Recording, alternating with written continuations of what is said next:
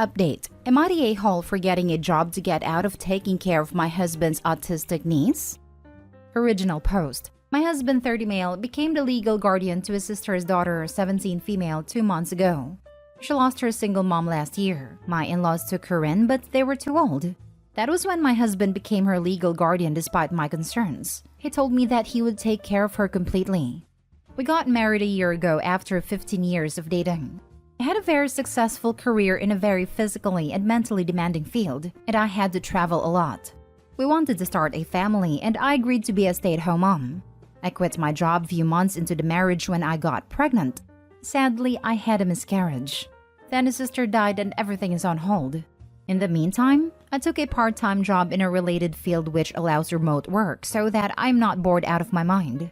My sister-in-law was a nurse. She quit her job to take care of her daughter full-time.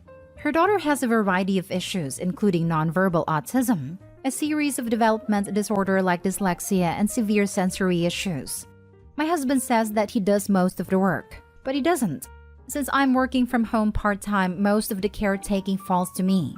She gets angry and has meltdowns all the time. She doesn't like the food I make, and most of the time she ends up throwing the food at the floor or at me. I am at my wit's end, and it is just so emotionally exhausting. Around December 15, my husband was working late and asked me to take care of dinner. She's very picky about food. The slightest change in texture or taste from what she's used to can cause a meltdown. She threw the plate at my feet and I ended up bleeding. At that point, I called my husband and asked him to be home ASAP. He said he wouldn't be able to. So I went up to my room and told him I am not dealing with this anymore. I came home hours later and she was still crying. He was absolutely furious at me. He called me heartless and irresponsible. I told him I have had enough of both of their ungrateful behavior and told him that I am going to my mom's and I wouldn't be back until New Year's. He panicked and tried to apologize, but I left. He called me every day asking me to come back. I finally came back, and he told me that my stunt had forced him to all available leaves to stay home with her. He told me that he was glad I was back, but I told him that I contacted my former company and got my old job back, and it starts next Monday. It is in office and requires a lot of travel. He asked me who was supposed to stay at home as she cannot be left alone. He has no more leaves and full-time caretakers are too expensive. I told him I promised to take care of everything when he became her guardian and that it was his problem. As you can guess, my family supports me but his family thinks I am being extremely selfish. So I'm asking judgment from impartial strangers. Am I the a-hole in this situation? Now for the top comments before reading the update. Not the a-hole. Your husband likes being the hero but doesn't have a clue as to how to do the actual work, so he just left it all to you. You have been sorely taken advantage of, and I don't think you are qualified to handle this level of need. Your niece needs expert help. And by referring to your need for a break as a stunt, it's clear he views you as having had a temper tantrum, and he has graciously allowed you to get over your snit but expects compliance from now on. It has also given you a preview of what parenthood will be. You do the work, he gets to enjoy the hour or two of happy, fed and bathed child that he can play with and hand back. Taking care of a special needs child requires some serious work. Opie's husband just wants the good things about having a child, but hands all of the real work to her. He told her he would be the one to take care of her completely, but flipped out when the struggle begins. Caretaker burnout is very real, and referring to Opie's need for a break as a stunt shows just how little he respects and appreciates her work, as well as his limited understanding of what it takes to care for a special needs child. Opie, you're not heartless or irresponsible. You took care of a child that weren't your responsibility. That alone makes you far better than your hubby. You were literally injured taking care of her, but all he cares about is how you didn't do what he promised to do? Get your job back. He's her legal guardian. He has to and will take care of her. He's being massively ungrateful. I feel bad for your husband's niece. Hopefully she gets the help and care she needs. Info. Are you planning on still being married to him? At the moment, no. I'm just trying to see what happens next. But if he doesn't find a solution that expects me to be a full-time carer, then no, I would walk away. Walk away. He will tell you whatever he needs to tell you to make you stay, like you did the first time. And then you will again find yourself being slowly manipulated into the caretaker role. You already know that. That marriage cannot be salvaged. It won't work if your niece stays. And it won't work again if your niece is placed in a home. This is over. He will resent you, and you have found out you cannot trust him. There is no more basis for a relationship. Yikes. That's true. How sad. 15 years of dating and 1 year married just to be ruined by family rubbish. True. They can't stay together if the disabled kid is there, and he won't forgive her if he has to send a kid to a care facility. Poor Opie. And now for the update. A lot of people were messaging me for an update, so here goes. I wish I could say things got better. My husband took a few days off to interview special needs nannies/caretakers. He ended up finding a good and experienced person to take on the job. He hired her for 9 to 6 during weekdays. One day, she ended up saying she could not make it for a couple of days due to an emergency. My husband had a meeting he couldn't miss and asked me to look after his niece for the day. I refused, and he took my car keys while I was getting ready and left before I noticed so that I could not go to work. I grew up with a narcissistic, gaslighting father who did stuff like this all the time. So I told him to come back in 1 hour or I will call CPS, and once they get there, I will call a cab and get to work. He ended up driving back, and this turned into a big fight, and I told him that if he does it again, I will walk out and never look back. He apologized and said that he was just desperate. The worst happened 2 weeks ago. I needed to travel for a couple of weeks for work and I could not find my passport. I'm a very organized person and I knew that I did not misplace it. I ended up calling the non-emergency helpline. They ransacked the house and found the passports hidden in his gym bag. It is a crime to steal passports, and they asked me if I wanted to press charges. I said no. Another fight. He told me that he needed me at home that weekend due to a social welfare visit, and he knew that I would not stay even if he had asked me. I finally kicked them both out of my house, and I told him I would call the police if he came near me again. My house is a premarital asset, thank God for that. Then told him that I would be filing for divorce. The welfare visit turned into a mess, as neither of them were living there when the worker showed up, and the social worker also knew about the recent call to the non-emergency helpline.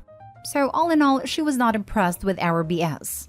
He came by 2 days ago and told me that he ended up moving in with his parents. They own and live in a small 2-bedroom apartment. That doesn't qualify according to welfare norms, so he ended up asking me for another chance. He asked if I would consider letting him and me stay until they figure it out, or she would have to go to state's care. He told me that there was no way he can afford rent and a carer, and begged me. I told him that I could never forgive what he did. He knew my past with my father, and he still went ahead and did it. He suggested they could move in and we can work on this at a couples counseling. I told him that I could never trust him again, and that it was over. He asked me if he could get his parents to take in Denise, or even relinquished her care to the state, so I would give him another chance. I think months of worth of anger burst that day. I told him that even though it may appear as if the problem between us is niece, it was actually him. He didn't ask me before taking her in. He did nothing to help. He waved my concerns away whenever I felt burnt out. He took on a responsibility without consulting me and dumped everything on me. He chose to take my keys. He chose to hide my passport. I told him things may have been different. Him, niece, and I may have adapted and become a family if he hadn't made a wrong choice at my expense, at every turn. I told him to get out of my house, that it was over and I never want to see any of them ever again. I still don't know if what I'm doing is right or wrong. I know people wanted some sort of happy ending, but it is what it is. I still have not started the divorce proceedings yet, but I will soon. For now, I am taking a break as it had been a very emotional and draining couple of weeks. It's easy to be the selfless hero caring for the poor orphan child when you don't have to actually do a single damn thing. I also noticed that not a single one of his relatives who are criticizing her for being selfish apparently offered to lift a finger until she finally kicked him out. Honestly, it's probably their self-preservation instinct kicking in. If they can guilt someone else into taking care of Denise, they don't have to. Most people cannot take care of a person like this in the US, whether they want to or not.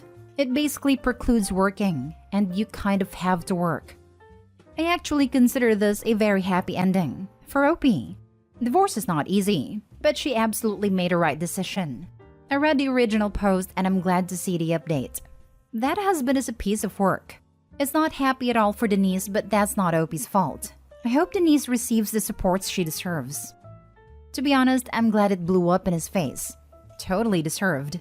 Hope he enjoys the fruits of his non-labor and poor, harmful decision-making. She reverse Uno the heck out of him, and I'm here for it. One of the major lessons from this mess is make a plan for your death. Opie's sister-in-law should have had a plan in place. I know it's a terrible thing to think about it, but look what happens when you don't. I have 2 disabled kids, and we have a life plan for them that includes custody and financials. There are pro bono lawyers who will work with families. Next story. Am I the a-hole for telling my son's father never mind and that he isn't meeting his kid? My son is 12 and his father has never met him. We had gone to court when my son was like 1, and he at that point said he wasn't ready to be a father and ultimately wanted nothing to do with our child. I was awarded visitation at my own discretion and child support. Well, last year, he had reached out completely random on Facebook and said he was ready to meet our kid and said that he turned his life around and regrets every single day of not being here. At this point, he spoke to our son, but in the end, my son decided he wasn't ready to meet him yet. Not a big deal, really. I mean, his father was angry and tried blaming me at first, but later dropped it and we hadn't heard from him since. Well, he just reached out again about a week and a half ago, and at this point, my son was ready to meet him. We made a plan and everything was great. He was being super attentive and checking in every single day. He appeared to be really involved, and everything was truly great. However, he calls me last night, and I don't know if he was drinking or what was up with his sudden attitude, but he was being nasty and telling me, "I will take the boy from you if you do anything that I don't agree with." He was accusing me of spending the child support money on myself despite me giving him no reason to think this. I told him to stop speaking to me like that, and he said it a few more times before I finally snapped and said, "You know what? Never mind. I'm not bringing my son to meet you when you were telling me you were taking him from me. You're not meeting him," and hung up. I didn't realize my son heard the whole thing. He was standing on the other side of the door and I was unaware. He is obviously on my side, but definitely a bit bummed, and just keeps saying he can't believe his dad had the audacity to treat me like that, and kept saying, "Mom, I want you to know that I would always choose you even if he brought you to court," and it was incredibly sad. I reached out to a friend today because this is seriously mentally destroying me, because I know deep down my son still wants to meet him. And my friend basically told me that I was an a-hole and that I had no right to keep my kid from him. Even went on to say, "So what if it takes him? The cops would find him and charge him with kidnapping, and then your son would know what he's dealing with. But until then, stop depriving your son. Am I the a-hole?" Now for the top comments. What is wrong with your friend? This man is clearly unstable and just made a credible threat to kidnap your child. The cops would find him and charge him with kidnapping. Like, has your friend met any police? It could take days, even weeks to find him. What if he was hiding? What if he left town? Your friend is saying it's okay to gamble your son's safety, and if he gets abducted, it'll be fine. Who cares about the mental harm that'll inflict on him or the physical harm an unstable man could do to him? Not the whole times infinity. Your friend needs to stop thinking of human lives like objects. Right? Like, what does it matter if your child gets kidnapped? Also, some kidnapped kids are never recovered. Some are unalived. Seriously, ditch the friend and keep doing what you're doing. Not the hole. Not the hole. Your friend is an idiot who doesn't know what she's talking about. My cousins got kidnapped by their father, and it took them out of the country until he got sick of them. The police did absolutely nothing. You did the right thing, and you should probably dump that friend. The same thing happened to my cousins. It took my aunt 2 years and a series of very expensive lawyers to get them back. Yep, had a friend who had his wife served with divorce papers because he was extremely unhappy in the marriage. Counseling wasn't helping and he didn't want to be a cheater. Within 6 hours of her being served, she and his child went missing. The police said it was a civil matter. She went to a neighboring state and took our state 2 years to find her. During that time, his son forgot him and another man was daddy. He ended up giving his parental rights because he talked to a child psychologist who said it could be traumatizing for the child to be forced on a stranger, even if he is the father. Last story is titled, "Am I the a-hole for refusing to answer my sister's video call so she can see her baby?" Context. My sister had a planned pregnancy that involves having the baby daddy not being around and is determined to be an independent mom. She gave birth, had to give up her lease and move in with us at a different state. Not a short amount of time after, she managed to get her dream job, knowing that she still has her 6-month-old baby to take care of. This job was not a limited time position and is always hiring in masses every few months or so. She took the job, had to relocate to another state, and left us with her baby. I quit my work before she came, so she expected me to take care of her baby. She calls every day to see her baby, and at first that's not an issue to me. But at some point, it just became very depressing for me that this past few months, all I have been doing is taking care of her baby while her IG stories are just her having fun on her job and partying at clubs on her day offs. She does come home once a while when she feels like it to see her baby. Mind you, with her line of work, she's able to fly freely to other states without any expense on her behalf. Recently, I expressed what I felt about watching her baby, and she called me rude and selfish, and that it was my fault for not having a job. And in her own words, "You're family, you're supposed to help me out." Mind you, I did have some job offers, but could not take them due to the fact that the hours I have to work is the hours that I have to watch the baby. I can't just leave the baby unattended. She then called us, her family, screwed up family, because I did not answer her calls. Am I the a-hole? Not the a-hole. Call CPS and see about getting actual guardianship of this baby so that way you can make decisions and possibly apply for assistance with childcare. Like child support, you can force her to pay for a nanny or daycare. Not the a-hole. Not the a-hole, and you should involve the authorities. Basically, she has abandoned her baby. It doesn't matter if you are family. Also, it might cause you trouble legally. Are you this baby's guardian? What rights do you have or does she have? It's really complicated and varies by state, so legal advice is essential. Some places, an occasional phone call may count as contact. Other than whatever emotional supports we can give OP, this is way beyond forum's pay grade. OP, please take care of yourself and please seek legal advice on your options and how to move forward. If you haven't already started keeping a journal of visits, contact, financial support, and baby-related costs you are paying, begin immediately. Wow, just occurred to me that you need to get legal advice ASAP about denying contact, Zoom, phone calls, etc. I don't mean to suggest it could be a crime, but you want to make certain you're in the clear if you deny contact.